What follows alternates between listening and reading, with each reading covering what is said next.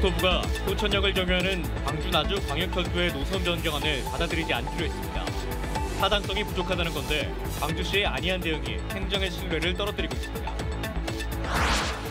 위축된 지역경제에 활력을 불어넣기 위해 광주시와 지역경제 산업기관들이 협력하기로 뜻을 모았습니다.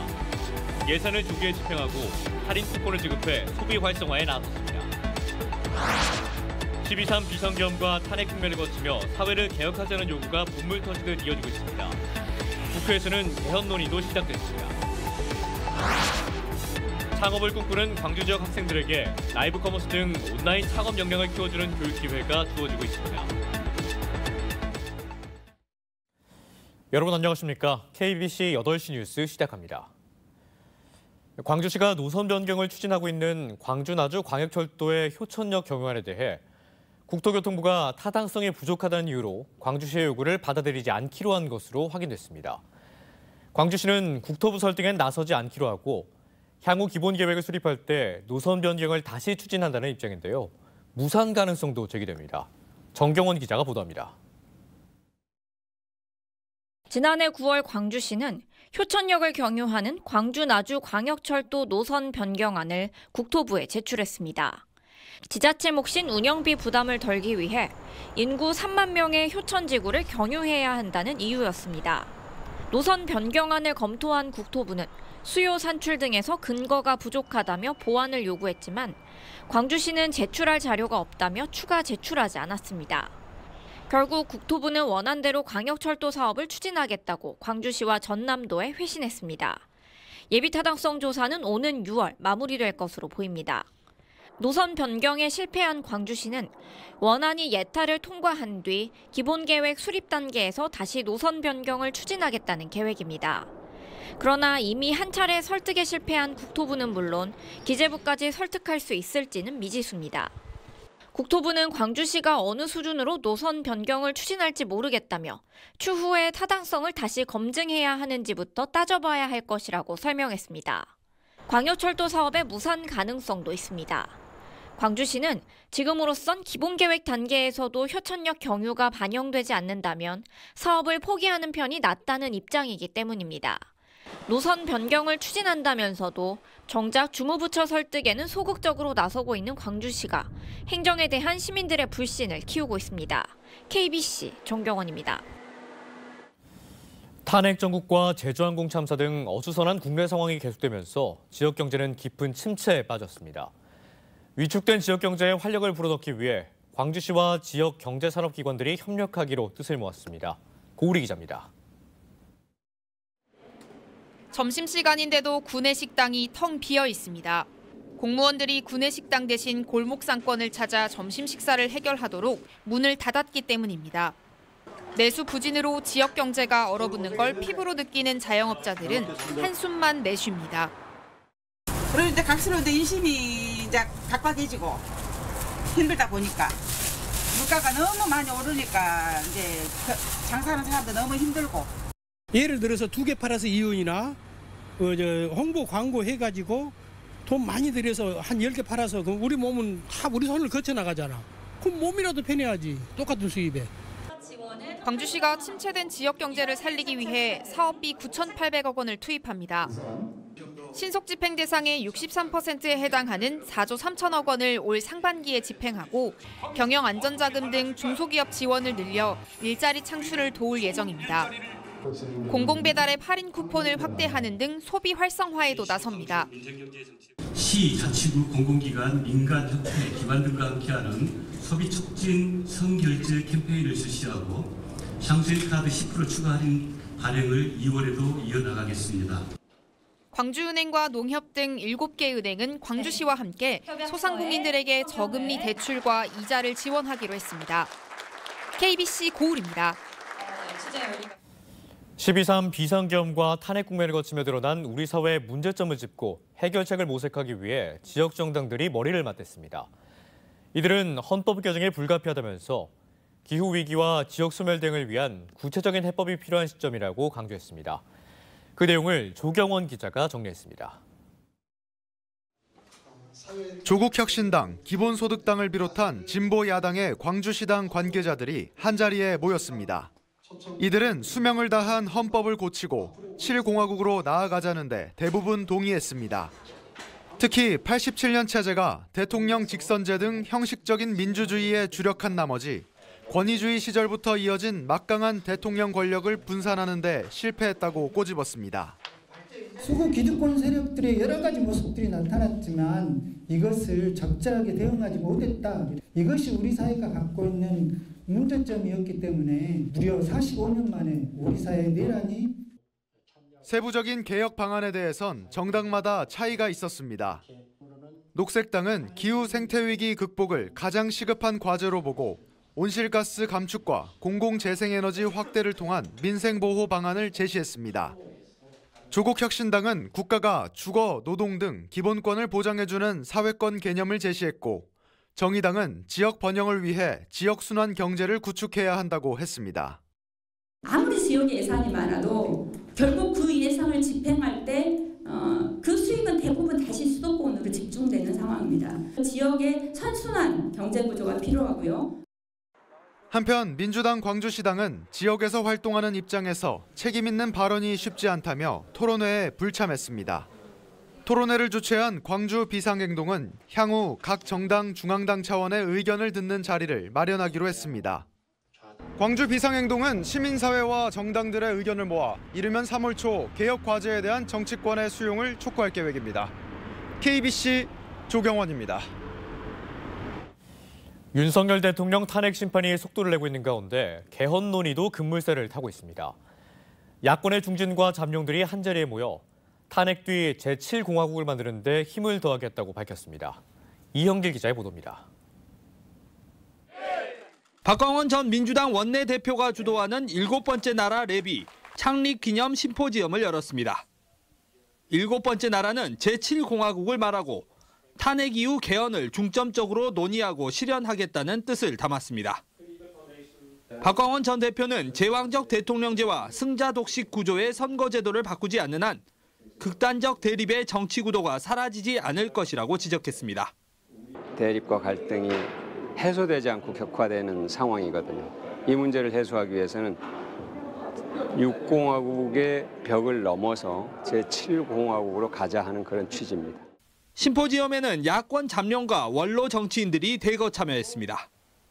정세균, 김진표 전 국회의장은 축사를 통해 지난 2017년 대통령 탄핵 뒤 해내지 못했던 개헌을 이제는 이뤄내야 한다고 강조했습니다. 독일에서 귀국 뒤 사실상 정치 참여를 선언한 김경수 전 지사도 민주당이 달라진 모습을 보여줘야 한다며 앞으로 자신의 역할을 찾겠다고 말했습니다.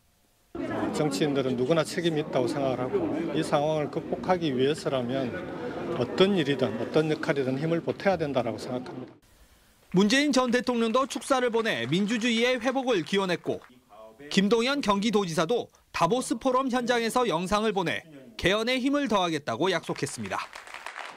정치권 곳곳에서 터져나오는 새로운 정치 질서 수립과 개헌 요구를 이제 어떻게 풀어나갈지는 여야 지도부의 숙제로 남게 됐습니다. KBC 이영길입니다. 김영록 전남지사가 미래지향적 행정체제 자문위원회의 권고안에 대해 아쉬움을 나타냈습니다. 김 지사는 행정통합의 핵심은 중앙정부와 지방정부 간 권한의 명확한 구분과 재정 권한의 50% 이상 이양이 핵심이라며 이런 구체적인 로드맵이 없는 미래자문위의 권고안은 아쉽다는 입장을 내놨습니다. 또 시도통합 등 행정체계 개편은 미래 100년을 내다보며 종합적으로 접근해야 하고 단순한 행정구역 통합을 넘어 독일 연방제 수준으로 나아가야 한다고 제안했습니다. 네, 저희 KBC가 담양군의 종교단체 납골당에 들어서면서 해당 교회 신도들밖에 들어갈 수 없는데도 일반인들에게 불법 영업을 하고 있다는 보도 전해드렸는데요. 최근 이 교회가 담양군에 제출한 납골당 허가 서류가 거짓이었고 지속적인 영업으로 일반인들이 안치되고 있다는 사실이 알려졌습니다. 최용석 기자가 취재했습니다. 담양군이 납골당 사용 인허가를 내주면서 재판부에 제출한 납골당 교회의 설립 정관. 이 정관에 의하면 납골당 건립처럼 중요한 사항은 교회 총회에서 의결해 결정한다고 되어 있습니다. 이 교회의 총회 의결 종족수는 총 신도의 10분의 1. 하지만 담양군에 제출한 신고서에는 총회에 대한 내용은 아예 없고 갑자기 일부 운영위원들이 의결기구를 만들어 낙골당 건립을 의결했다고 나와 있습니다. 한마디로 정관에 나와 있는 중요 의결기구인 총회는 사라지고 목사와 일부 투자를 한 교인들이 낙골당 건립을 결정한 것입니다. 이렇게 거짓 신고서를 받은 담양군은 제대로 된 확인도 없이 인허가 승인을 내줬습니다. 또 인천에 있는 해당 교회 종단의 대표 목사 역시 낙골당 설치수가 의문스럽고 일반인 영업은 있을 수 없다고 밝혔습니다. 담양 그 군청에서 누가 직원들이 와가 우리 거기 찾아왔다고 교회요. 그거 저 서류 때문에 이게 진짜 맞냐고 500개가 안 나온다 하던데 어떻게 5,000개가 나왔나? 나도 저게 지금 의아하네요. 원래 그 교회는 교인만 가는 거예요. 하지만 해당 교회는 담양군의 허가로 일반인 영업을 시작했습니다. 일반인이 낙골당을 방문해 신도카드만 작성하면 낙골당은 바로 돈을 버는 것입니다.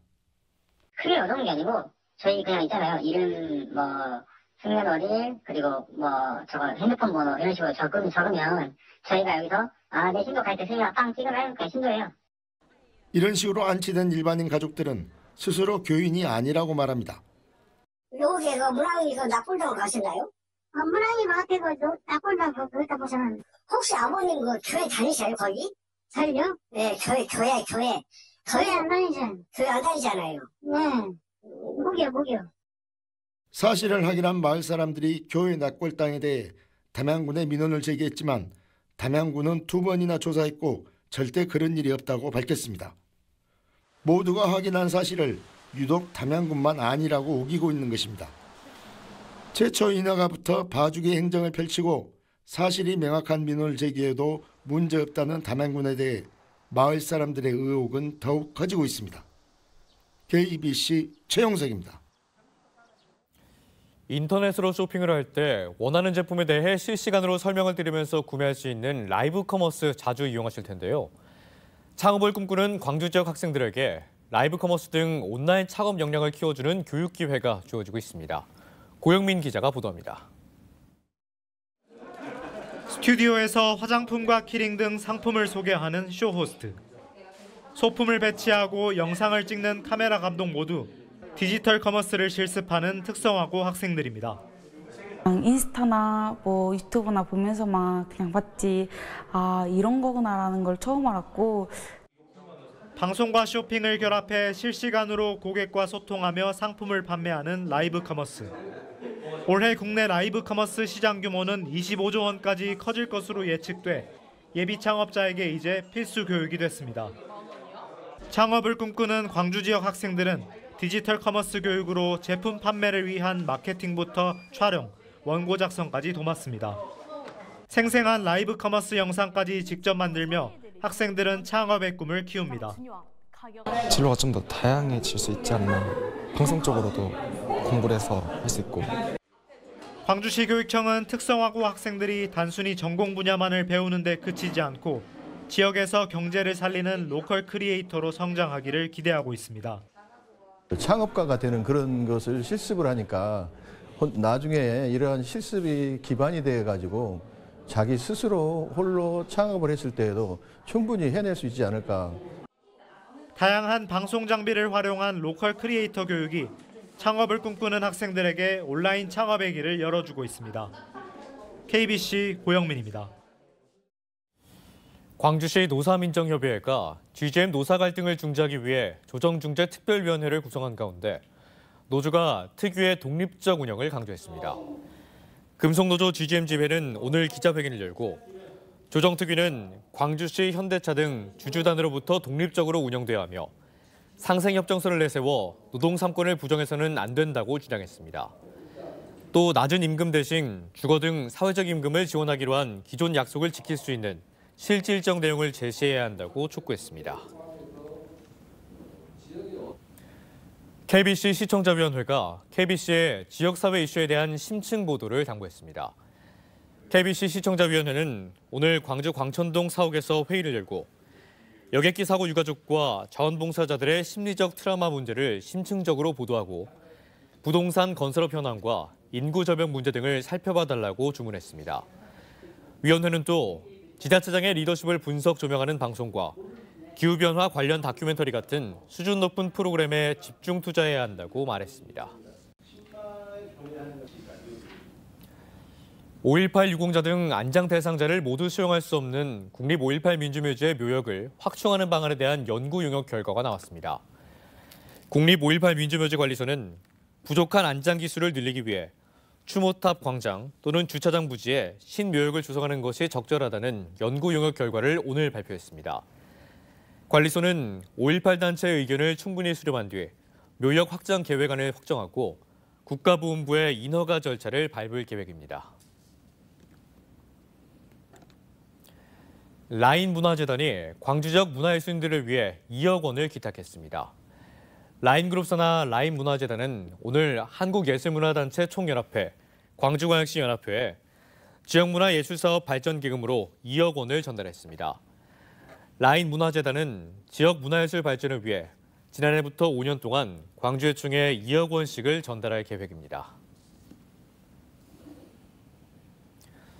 설 연휴 귀성객들의 편의를 위해 전남 52개 항로에서 여객선이 하루 평균 24회 증편 운항합니다. 전남도는 내일부터 2월 2일까지 지역 52개 항로에 여객선 2척을 추가 투입해 36회를 운항하고 기존 여객선 70척의 운항 횟수도 평상시보다 208회 늘려 운항하기로 했습니다. 이번 연휴 기간 동안 여객 인원은 지난해보다 43% 늘어난 18만 4천여 명, 차량은 69% 증가한 6만 1천여 대로 예상됩니다. 제7회 지방선거 과정에 권리당원 가입 대가로 선거구민에게 선물을 준 혐의로 1심에서 무죄를 받았던 강인규 전 전남 나주시장의 아들이 항소심에서는 유죄를 선고받았습니다.